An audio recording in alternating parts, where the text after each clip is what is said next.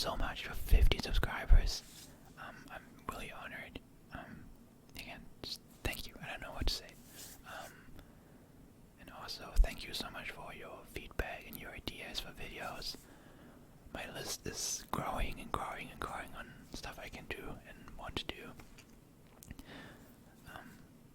Like for example, the crinkle video I will do at some point.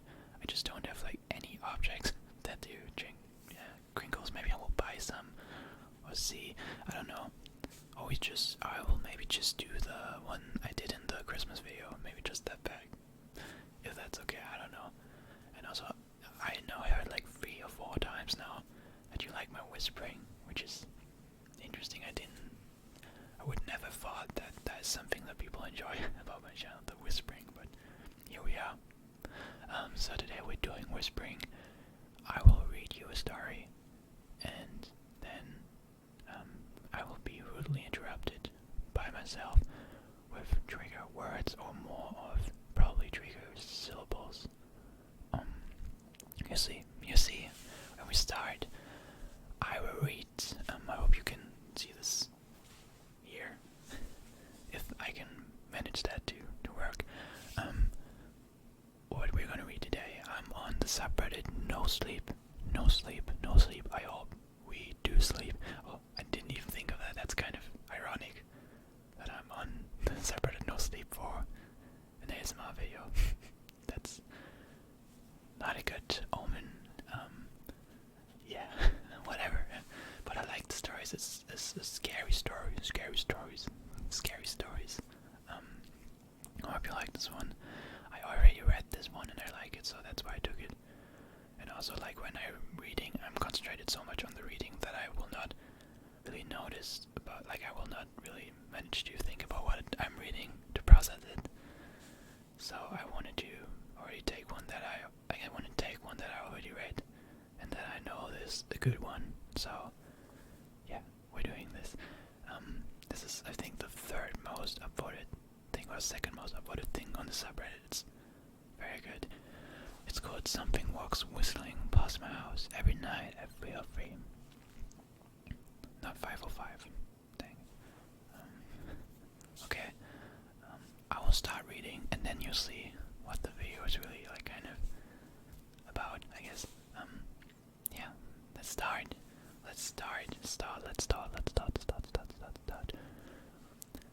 Every night, no matter the weather, something walks down the street whistling softly. You can only hear it if you're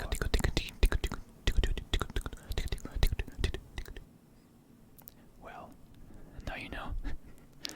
You can only hear it if you're in the living room or the kitchen when they walk by, and it always starts at exactly 3:03. The sound starts faint, somewhere near the beginning of the lane near the Carson place.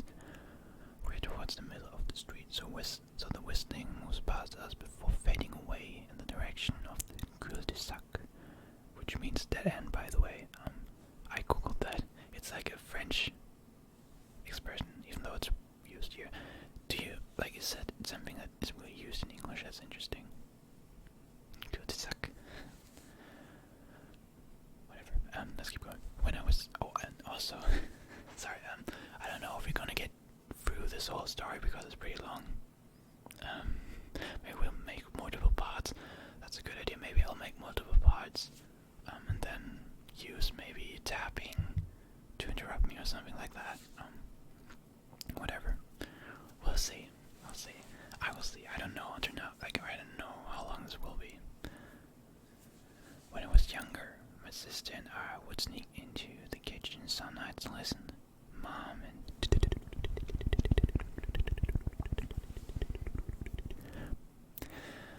and Dad didn't like that, and we catch hell if they found us out there, but they were never too hard on us since we always stuck on the one big row.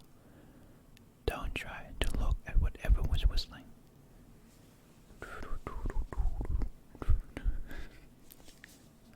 My neighborhood is a funny place. I've lived here since I was 6 and I love it. The houses are small but well kept. Good-sized yards, plenty of places.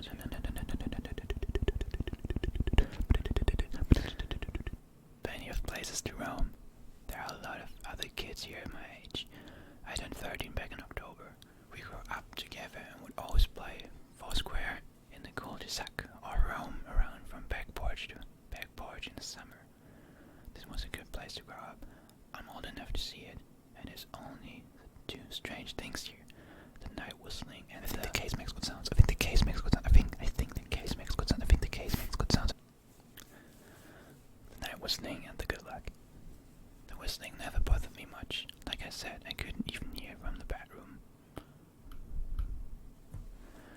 But Mom and Dad don't like talking about it, so I've stopped asking questions. My dad is a strong guy, tall and calm. He has an accent since he moved to the US as a kid. His family, my grandparents, they're from the island. That's what they call it. My dad, the only time he isn't so calm is if the whisper comes up. He talks a little.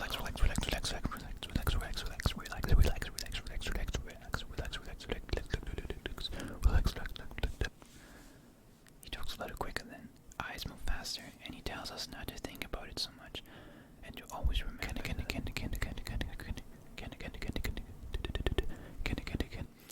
And to always remember the one rule, the big rule: don't try to look outside when the whistler goes past.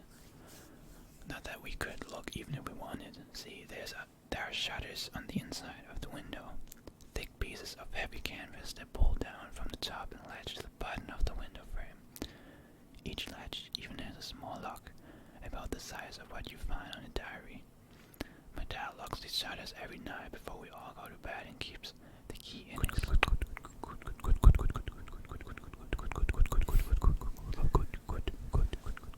and keeps the key in his room.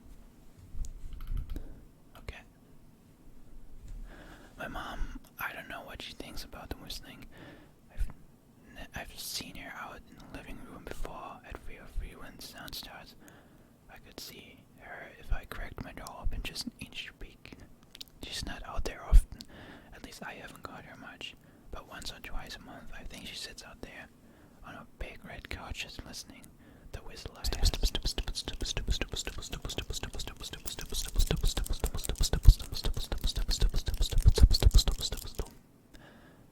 The whistler has the same tune every night. It's cheerful. It's cheerful.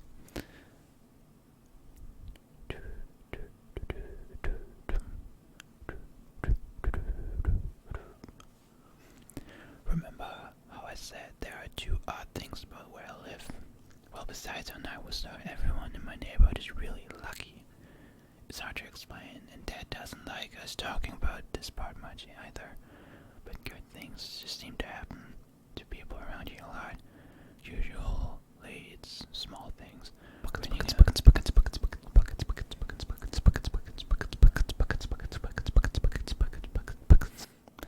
Winning a radio contest or getting an unexpected promotion at work, or fighting some arrowhead spirit in the yard, you know, the authentic kind.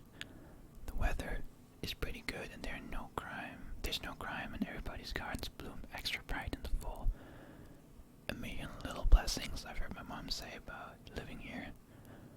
But the main reason we stay here, why we moved here in the first place, is my sister Nola. She was born very sick, something with the lungs. We couldn't even bring her home when she was born.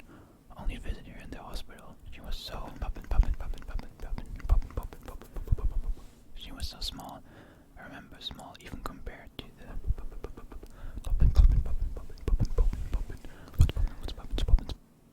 the other babies. A machine had to breathe for her. We moved into our house here to be closer to the hospital. As soon as we moved here, Nola was starting to get better. The doctors couldn't figure it out. They chalked it up to whatever they were doing, but we all could tell they were confused.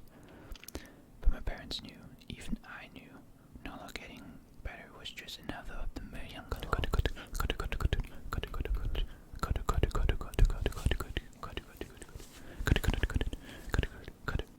little blessings we get for living in our neighborhood. So that's why we stayed even after we found out that for every small miracle that happens here every day, now and then some bad things happen, but they only happen if you look for the whistler. See, our neighborhood has a welcoming committee. They show up with a macaroni casserole and a gift baskets and a manila folder whenever someone new moves in. They're very friendly. 4 people showed up when they moved in 7 years ago. The comedy made small talk, gave me a Snickers bar, and took turns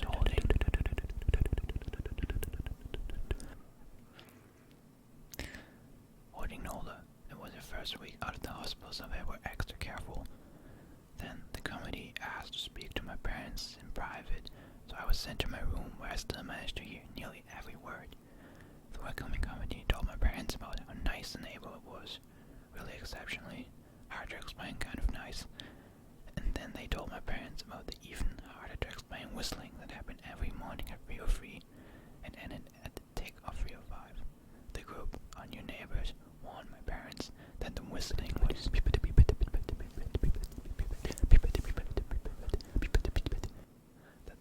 was quiet, would never harm or hurt us as long as we didn't look for what was making the sound. This part they stressed, and I pushed my ear into the door, straining to hear them. People who went looking for the whistler had their luck change, sometimes tragically.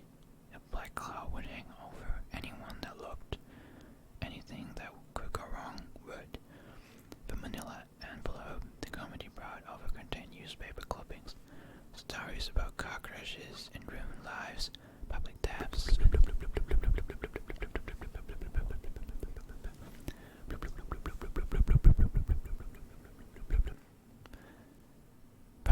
and freak accidents.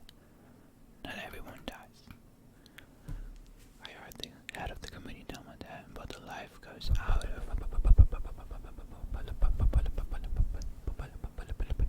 but the lives got out of them.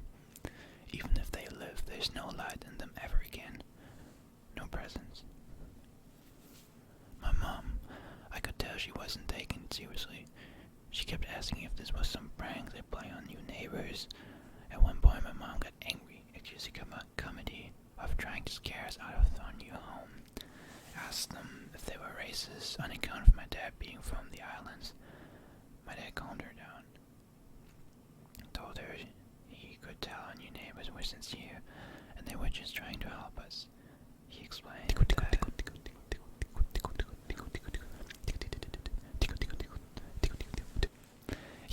that he grew up hearing these kinds of stories from his mom, and that he knew there were strange things that walked among us.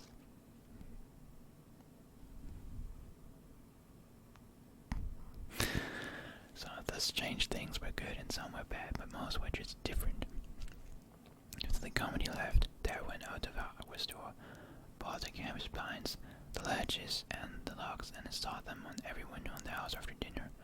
That first night in our new house, I crept out of my room at 3 a.m., only to find my dad awake, sitting on the living room couch, holding my baby sister.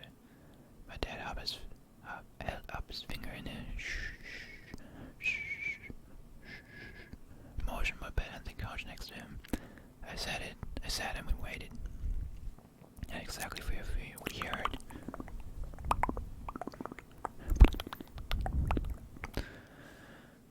we heard the whistling. Da da da da da dum da da da da da dum. Oh, that sounded different than before. Weird. It came and it went just like our neighbors said. The whistling returns each night, and we never look, and we enjoy a million little blessings every day. Nola breathes and on her own, and she's growing into a strong, clever girl. My dad even joined the welcoming committee. We don't get new neighbors often. Why would anyone want to leave? But when a new family moves in, my dad and committee bring their macaroni casserole, a gift basket, and the manila folder. I can always tell by the look on my dad's face when he comes back if the family took the comedy seriously, or if we'd be getting new neighbors again very soon. Not long ago, a family moved in directly next to us. The previous owner, Mrs. Maddie, passed away at age 105. She lived a good, long life. Our new neighbors seemed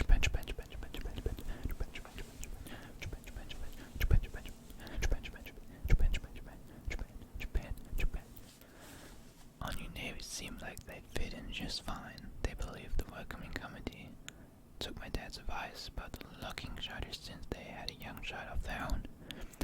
Whatever newspaper clippings were in that manila envelope, whatever evidence, my dad never let us see, but I imagine it must have been awfully convincing since our neighbors got along with no issues for the first month.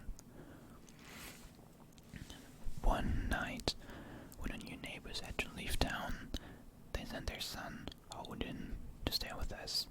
He was 12, a year under me in school. I didn't know him well before that night, but as soon as his parents dropped him off after dinner, I could tell it was going to be a bad time.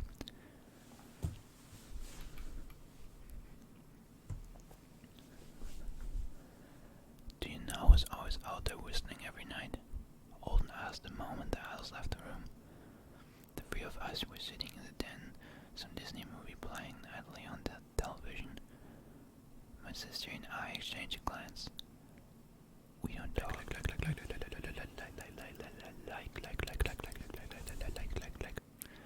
We don't talk about that, I said. I think it's that weirdo that lives in the big yellow house on the corner, Holden said. Mr. Toltz, my sister asked. No way, he's really nice. Holden shrugged. Must be a psycho killer then. Nola tensed. We don't talk about it, I repeated. Let's go in my room and play Nintendo. We spent the next few hours playing games, eating popcorn, and then watching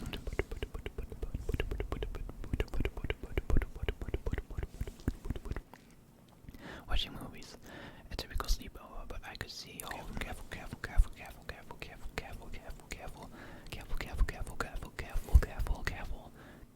I could see Holden was getting antsy.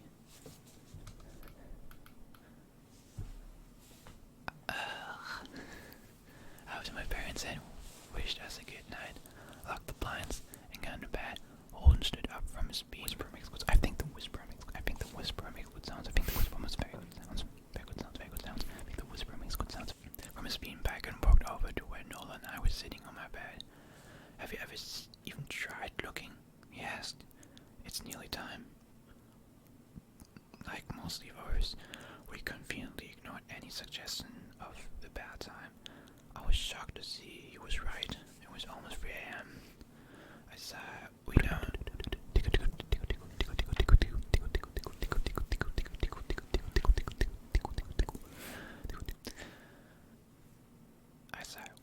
See, I can't even try to look because my dad locks the blinds every night and hides the key. He continued, ignoring me. So does our dad, said Nola. No, replied Holden. No, he doesn't. You saw him do it, I said, a little sharper than I meant to sound. Holden grinned. Your dad locks the blinds, yeah, but he doesn't hide the key. He keeps his right in his normal keychain. So, I asked. Right, I already knew what he would say next, because I had noticed that my dad didn't bother hiding the key anymore after all those years, because he knew we took it seriously. So after your dad locked up,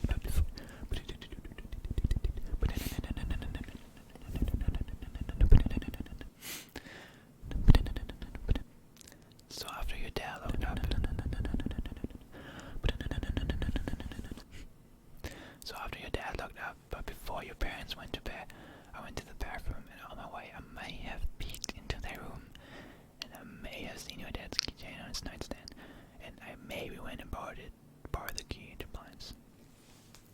Nola and I stared, and his grin only grew wider. You're lying, I said. Holden shrugged. You can check if you want. Just open your parents' door and look.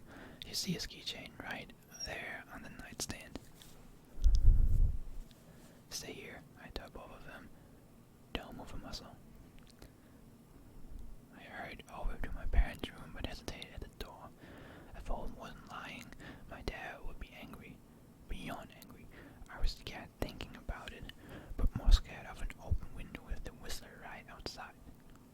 I opened the door barely an inch and looked in, but it was too dark to see. Taking a deep breath, I walked into the room. 2 steps into the dark. I think the case makes good sounds. I think the case makes good sounds. I think the case makes very good sounds. I think the case makes good sounds. I think the case makes good sounds. 2 steps into the dark. I froze. There was realized, but they must have heard the sound every night since we moved into the house. They never told us. I don't think I could have slept through it. I stood there listening to it as they come closer, unsure whether I should turn on a light or call out for my dad. Soft sounds from the living room brought me back to reality. Nola! I yelled, running out of my parents' room. Holden and Nola were standing near the front door next to a window. Holden wasn't lying. I could see him fumbling with the lock on one of the blinds. I heard relax. I heard a click. He did have the key. Holden let out a quick laugh. Nola stood next to him, hunched up, afraid but maybe curious. The listening was right outside our house now. I think I made a sound.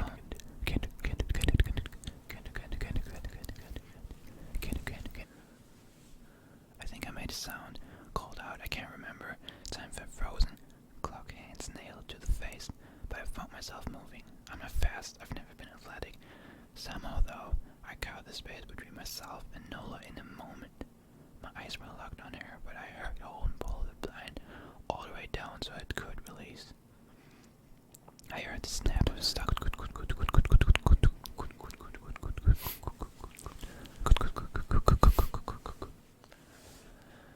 I heard the snap of it start to raise, and I heard the whistling just on the other side of the window. But I had my arms around Nola, and I turned so she was facing away from the window. At the same time, I jammed my eyes shut. The blind waved.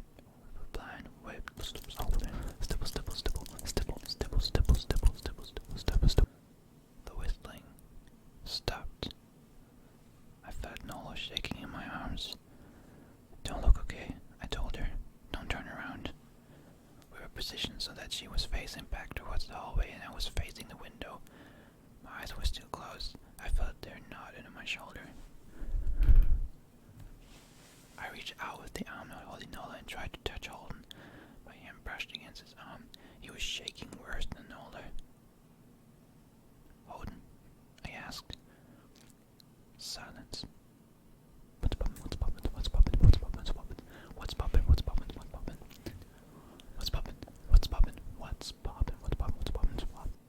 I said silence.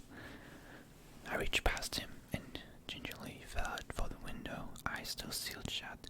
The glass was cold against my fingertips, colder than it should have been for the time of the year. I moved my hand up the window, searching for the string to the blind. The glass began to get warmer the further I reached, and there was a gentle hum feeding back into my fingertips. I tried not to think about what might be on the other side of the window. Finally, I touched the string and yanked the blinds shut. I opened my eyes and the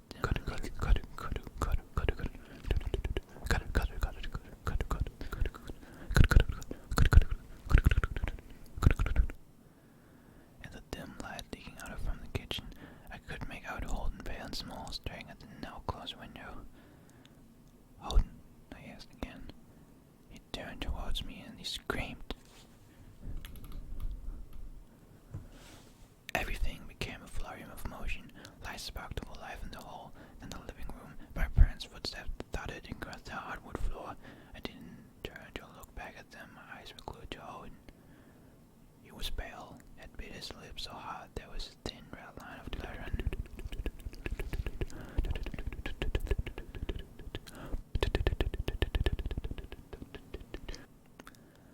There was a thin red line of blood running down his chin, and he wet himself. What happened? My dad asked from behind me. I managed to move away from Holden and look back. He looked. I'd never seen my dad scared before, but I saw it that night, in that moment, an old, ugly terror stitching on his face, and parents' fear. Just Holden, he mouthed to me. I nodded yes. My dad let out a breath. He looked so relieved I nearly expected him to cheer, but then he turned to Holden and my dad's face changed. I wondered if he felt bad for feeling good that Holden was the only one that looked. There was a knock on the door. We all froze.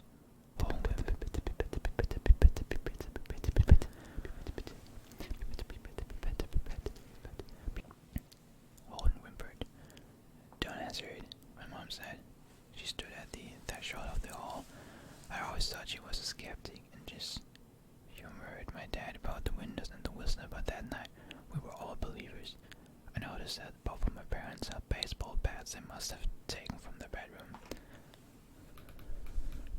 The knock came. Oops. The knock came again, a little louder this time. "Please don't open the door," Holden whispered. My dad walked over to him, hugged him close. "We won't," my dad promised, still holding his bed. "Nothing is coming in here tonight."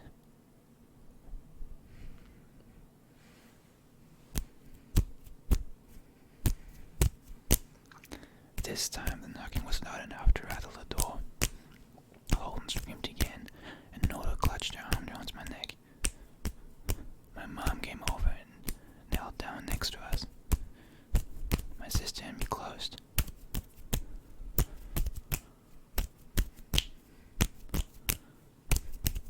"Call the police," my mom whispered to my dad. The knocking instantly stopped. My dad looked over his shoulder at us. "You think..."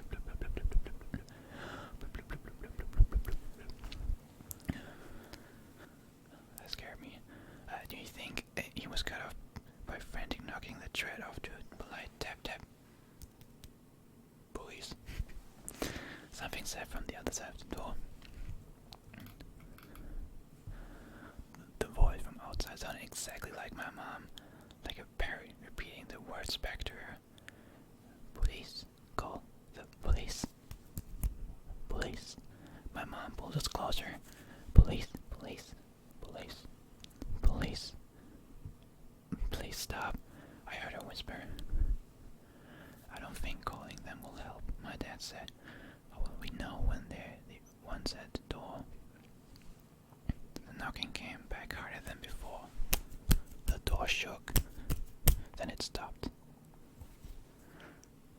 After a long moment, I heard the knocking again, but it was coming from our back door.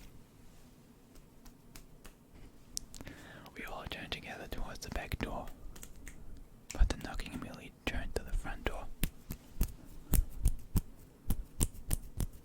Front to back. Back to front. Loud, then quiet, then loud again. Suddenly, the sound was coming from both doors at once.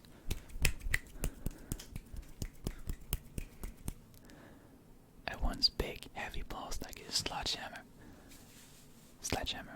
Then something started rapping.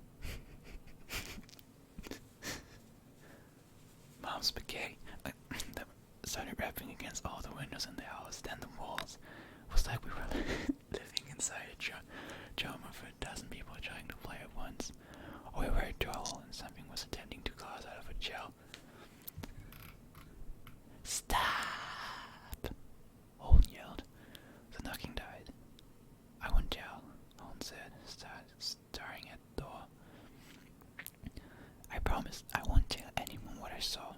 Just please go away." Waited for nearly a minute, then we heard it.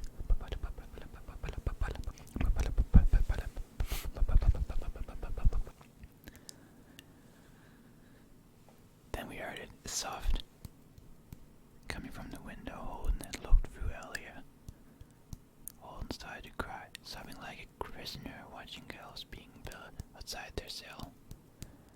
My dad held him, brushed his hair, but never lied to him, never told him things that would be okay. Tapping at the window went for the rest of the night. We got it together in the living room for I don't know how long. Eventually, my mom tried to take us keys into my room while my dad stayed to watch the door. But the second we moved into my bedroom, the knocking came back. So loud it was possible to ignore. Impossible to ignore. I was afraid the door couldn't take it. We went back to the living room and the knocking stopped. Only the tap tap tap on the window remained. None of us slept that night. The tapping stopped around 7 a.m. That's about the time.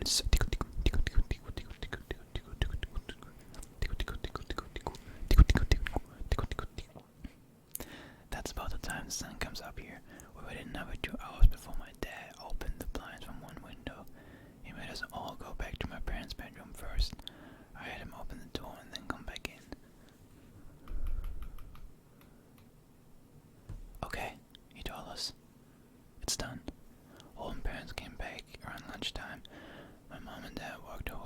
neighbor's house and they all went inside for quite a while.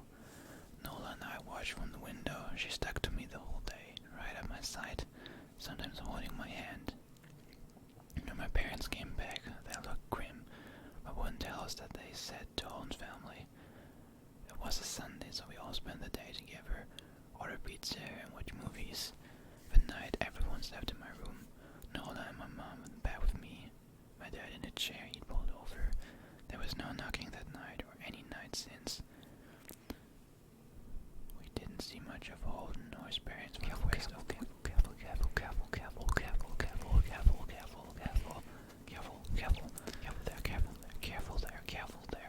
Wow.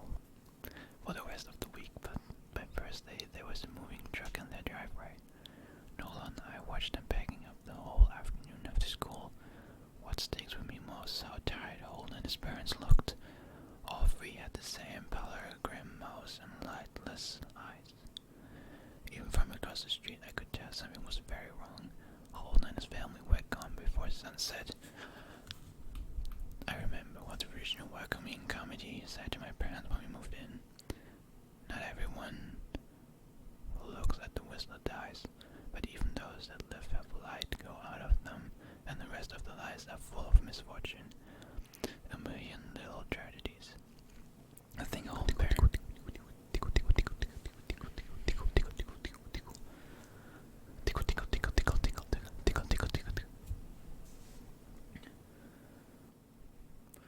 I think Owen's parents must have looked eager to comfort him if they didn't believe or share the burden if they did. I watched Nola some days, happy and young and alive, and I wondered if I'd been slower. If she looked out the window that night, would I have looked too? To comfort her, to share that burden. I'm glad I don't have to find out. We still live in the house, in that neighborhood. We still hear our whistler walking past every night. The blessing, the luck, the whisper makes good sounds. Think the whisper makes good. Think the whisper makes good sounds. Hold, don't be afraid. The whisper makes good sounds. Makes good sounds. The blessings, the luck, the good things here are too good to leave. But we're careful. We don't have friends over to spend the night anymore. And my dad hides the key to the blinds very, very, very, very, very, very well. Now that I've gone looking, something you just don't need to look for. Wow, okay, a bit more than half an hour. Yeah, I think this fits into one video. What do you think about this story? I really like it, so I hope you enjoyed this one. I hope I didn't make you too scared. I hope you sleep. Not no sleep. Sleep, sleep, sleep, sleep, sleep, sleep, sleep, sleep. And I see candle. Really? At the outro. How disrespectful of myself. Okay. Hope you enjoyed this one. Love you all. See you in the next one. Goodbye.